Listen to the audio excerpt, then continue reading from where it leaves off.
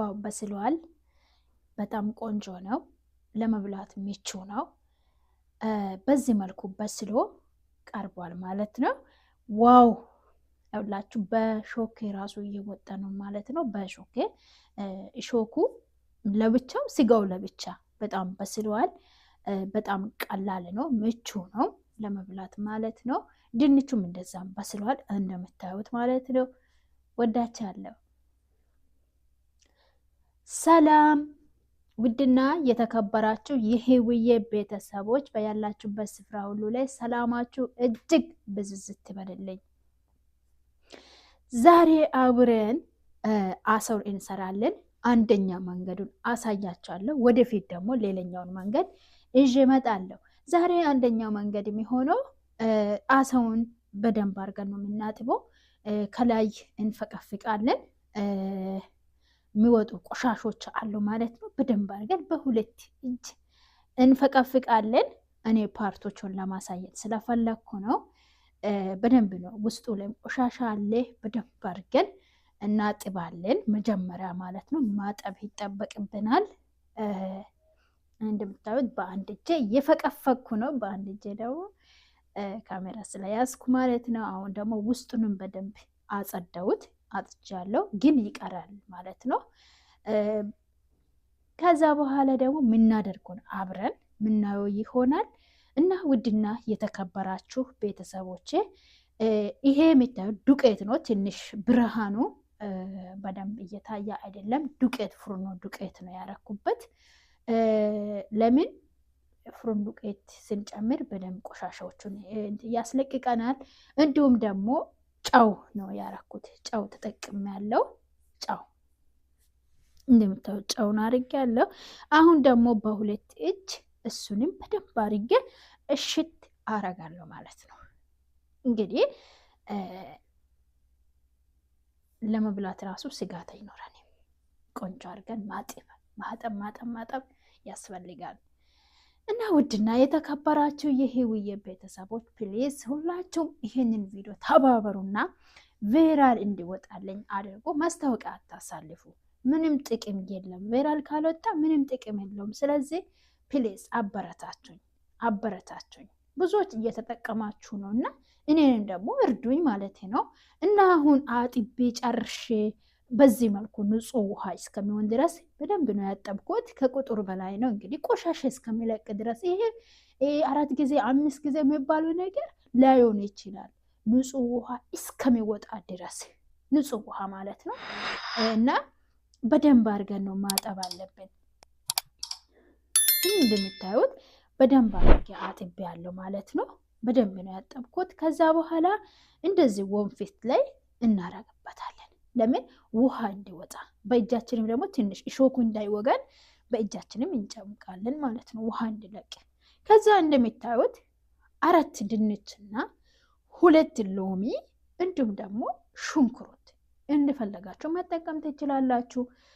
ቤተሰብ ከሌለ 2 ሽንኩርት ሊበቃ ይችላል፣ 2 ድንች ሊበቃ ይችላል። እና መጠኑ የእናንተ ነው፣ የሰው ብዛት ነው የሚወስነው ማለት ነው። እኔ ለጊዜ ግን እችን ነው የተጠቀምኩት። ሽንኩርቱን በዚህ በክቡ ነው፣ ድንቹንም በክብ ነው ያዘጋጀው። ድንቹን ደግሞ ማጠብ አለብን፣ ከከተፍነው በኋላ ማጠብ አለብን። እኔ ደግሞ አጥቤ ጨርሼ ነው እያቀረብኩት ማለት ነው።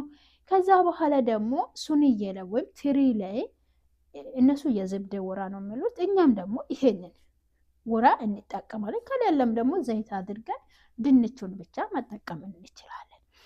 ስለዚህ አሁን ዘይቱን የወይራ ዘይት ቤት ውስጥ ያለው ነገር መጠቀም ይቻላል።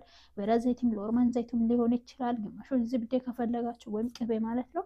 ቅቤ ግን ያው ድንች ስለማይሆን እኔ ዘይቱን ተጠቀምኩት፣ ወይም የወይራ ዘይቱን። በዚህ መልኩ ደግሞ አደረስኩት ሁሉም ቦታ። ከዛ ድንቹን ከስር እንደዚህ እናደርግበታለን።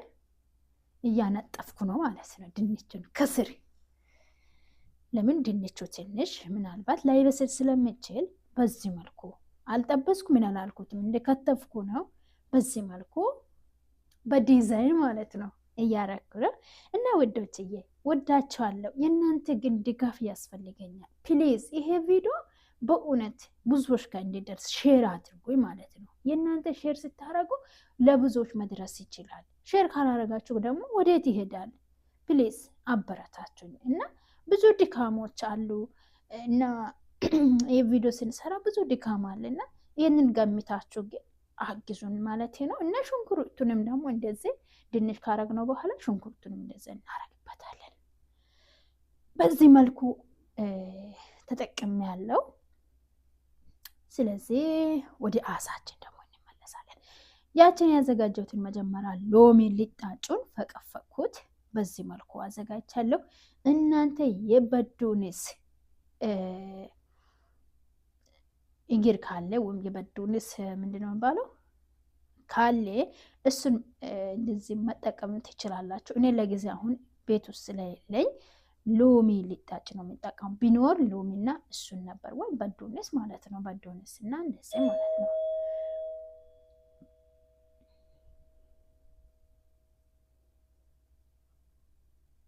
ከዛ ስንጥቅ ስንጥቅ እናደርጋለን። እንደዚህ ሁለት ቦታ ሶስት ቦታ ውስጡ እንዲገባ ማለት ነው። እሳት ወደ ውስጥ እንፋሎቱ ወደ ውስጥ እንዲገባ ስጋው እንዲበስል ማለት ነው። በዚህ መልኩ